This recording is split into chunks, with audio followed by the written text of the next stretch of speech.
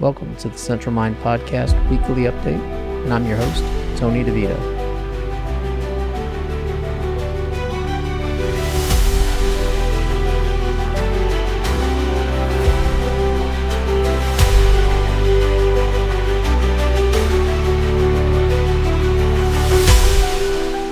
Today is Thursday, October 31st, 2024. The ongoing conflict in the Middle East is escalating, particularly with new tensions in Gaza and Lebanon. UN agencies continue to report on humanitarian challenges, especially following Israel's ban on the UN agency UNRWA, which is the United Nations Relief and Works Agency, which supports Palestinian refugees. The Israel-Gaza war remains intense, with the conflict escalating as Israeli forces target Hamas strongholds in Gaza. Both humanitarian and strategic issues dominate, with U.S. and Egyptian and Qatari-led negotiations for temporary ceasefires underway. Proposals include hostage exchanges and potential release of Palestinian prisoners. Though neither side has reached a consensus on long-term de-escalation, this conflict has led to substantial casualties, creating significant regional instability and sparking international diplomatic pressure for a resolution. It's been just over a year now since October 7th, when 1,200 people were killed and 250 taken hostage by the terrorist group known as Hamas. Maybe if the U.S. wasn't tying Israel's hands behind their back with niceties, this would have been finished 6 months ago. The Sudan crisis has reached a new humanitarian low, with over 11 million people displaced amid mass violence and other atrocities. UN officials warn that the conditions are worsening, leading to a devastating impact on local communities and escalating international concern. Sudan's humanitarian crisis is fueled by intense internal conflict, especially between military factions, leading to massive civilian displacement, severe food shortages, and widespread violence. The Russia-Ukraine war remains intense, with several recent developments. Russian forces have made tactical advances in eastern Ukraine, especially near Selidov and Pokrovsk. However, this focus has left them stretched in other strategic locations, affecting their broader operational goals. Ukrainian forces continue to hold defensive lines near Kursk. Although Russian and North Korean troops appear to be intensifying efforts along the border, the U.S. recently imposed sanctions on Chinese firms accused of supplying drones to Russia for attacks on Ukrainian infrastructure, underlining international involvement and the war's global dimensions. North Korea's reported involvement is significant, with sources indicating that thousands of North Korean soldiers may have been deployed to support Russian operations, marking one of North Korea's most notable foreign military actions. Meanwhile, Ukraine is working with the Western allies to bolster its defenses and domestic arms production to sustain its resistance in the face of Russian advances. According to the U.S. Department of Treasury and UK Foreign, Commonwealth and Development Office, the United States and its allies, including the United Kingdom and European Union, have issued recent sanctions against Iran in response to continued military support for Russia's operations in Ukraine. This collaboration includes shipments of Iranian-made drones and short-range ballistic missiles, specifically the Shahed drones and Faith 360 missiles, both of which have been deployed by Russian forces to target Ukrainian infrastructure. These drones and missiles were reportedly delivered over multiple shipments, and with new rounds of training and logistics provided by Iran to ensure effective use on the battlefield.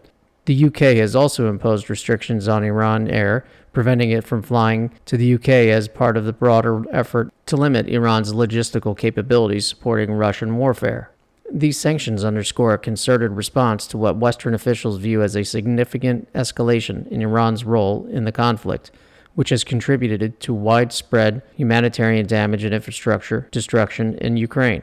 Additionally, new measures are being proposed to prevent further missile technology and weapons components from reaching Russia, intensifying international efforts to isolate both nations over this military partnership.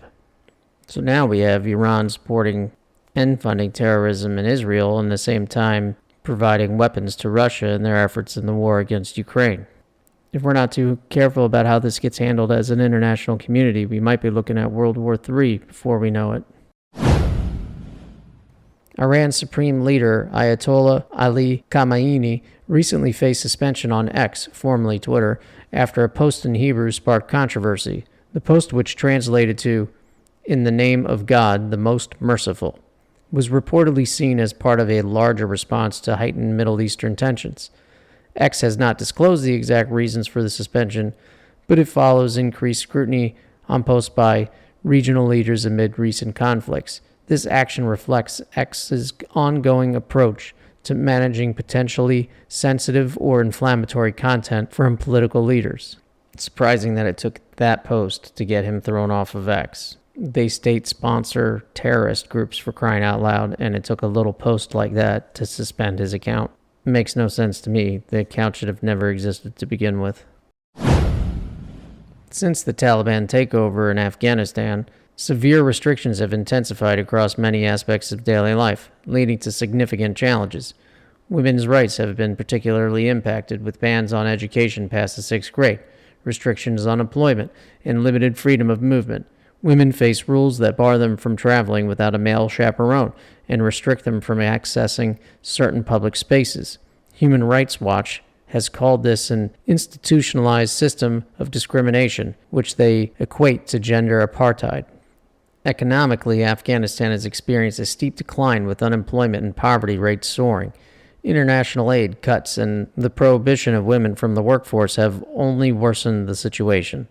Over half of Afghanistan's population faces severe food insecurity, with the United Nations estimating that 23 million people are in need of urgent humanitarian assistance.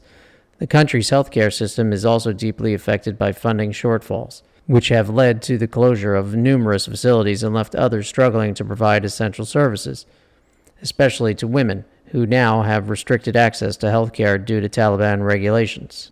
The crisis has left Afghanistan isolated globally, with limited engagement from neighboring countries. Sanctions and restrictions continue to limit economic recovery efforts, while donor support has decreased as global attention shifts to other crises. Good job, America. 20 years and $2 trillion and the loss of American lives in a country so far away that when we decided to leave, we left like our hair was on fire and left behind $80 billion in equipment. Not to mention all the Afghanistan nationals and their families who assisted us while we were there during that 20 years, Ted. What a total cluster that turned out to be. Tensions between China and Taiwan are escalating, with new maneuvers from both sides. In recent weeks, Taiwan's President William Lai advocated for regional peace while firmly stating Taiwan's independence, stressing that Taiwan and China are not subordinate to each other.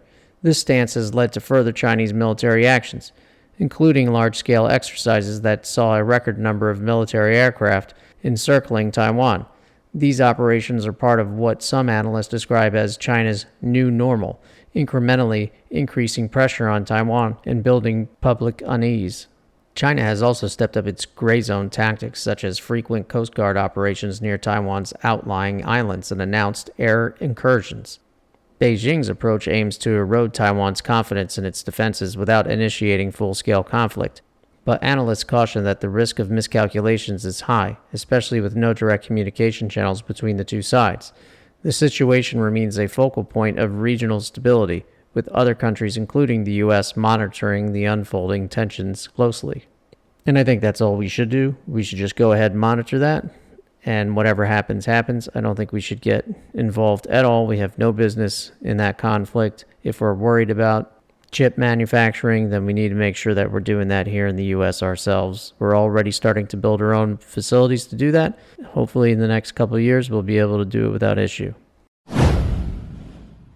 And in national news, Elon Musk is stirring debate by promising $1 million in daily prizes to registered voters in swing states who sign his Super PAC's petition, raising questions about the ethical implications of financial influence in the electoral process. This is a little squirrely, and I really don't think this is a good idea. It makes it look like you're trying to buy votes. I think instead he should be spending that $1 million a day to ensure the security of the election process. After a record high in migrant crossings in late 2023, there's been a sharp decline in 2024 due to increased enforcement efforts by both U.S. and Mexican authorities. Oh wait, so you mean you didn't need a new bill to get passed in order to actually enforce the border security? That's so strange. Because all we've heard from the Biden administration is that they needed to pass a bill and that Donald Trump killed that bill and that's why they weren't able to get border security. But wait a minute, There's no bill, and they still were able to get border security. Why? Because it's already a law that exists, and you don't need a new bill to secure the border, because they already have existing laws in place to do so. Clearly, because now they're suddenly securing the border. Surprise, surprise, doing so just before the election. Let's continue. In response to shifting immigration policies and economic challenges, migration patterns are evolving. As of October, migrant encounters have dropped significantly, with the most substantial decreases seen among migrants from countries like Venezuela, Cuba, and Nicaragua. And I'm sure if the Biden administration gets back in the office, the pattern will go right back up and we'll get record numbers of illegal immigration at the southern border once again. Why bother to try and come legally when you can just come illegally through the southern border? This surge is partially influenced by the upcoming U.S. presidential election, as migrants fear that a new administration could implement stricter policies, potentially closing humanitarian pathways or limiting asylum appointments. I think we can all agree that immigration is important to the United States. We do want immigrants coming to our country, but we do want them to come legally. We don't want them to come illegally. We want to know who's coming here and what their intentions are. Not only that, we want people that are going to participate in our economy and our culture. And along the way, we also do want to help those who are in situations where they require asylum. With the presidential election around the corner, border security remains a crucial issue among voters. According to recent surveys, 88% of registered voters favor enhancing border security. Both parties are focusing on immigration policy, with proposals ranging from tightening asylum policies to reintroducing certain travel bans. This political climate, alongside recent executive actions by President Biden, continues to shape the landscape at the border. In the meantime, Kamala Harris is attempting to make it sound like the almost 500 miles of border wall that Trump built while he was president isn't real. So let's talk about that for a minute. Trump is going around saying that he built about 500 miles of border wall, and Kamala Harris and those who support her are saying that he only built 52 miles of border wall. So let's hash it out. PolitiFact examined Trump's claim of building nearly 500 miles of border wall, and it's actually 458 miles of border wall. So 500, 458, close enough. PolitiFact says of the 458 miles built, 52 miles were entirely new barriers, while the rest replaced existing structures. These replacements were often taller and more durable, though they didn't add to the total border length.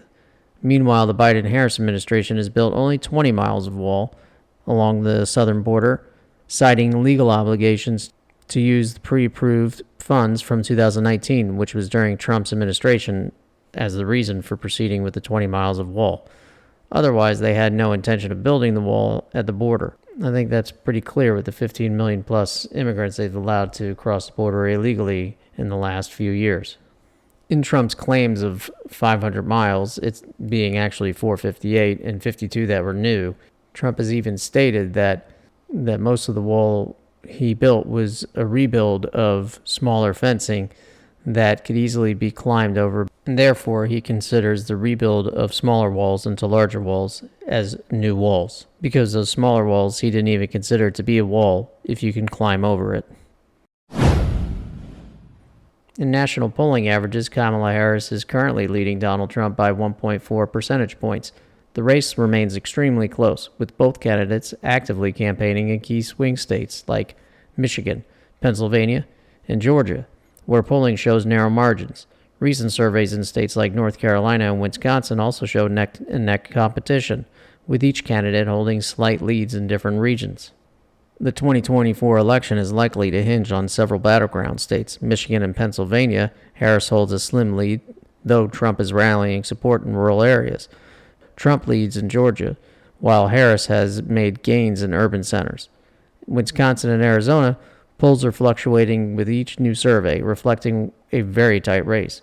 With the election approaching, both parties are focusing heavily on swing states to tip the balance in the Electoral College.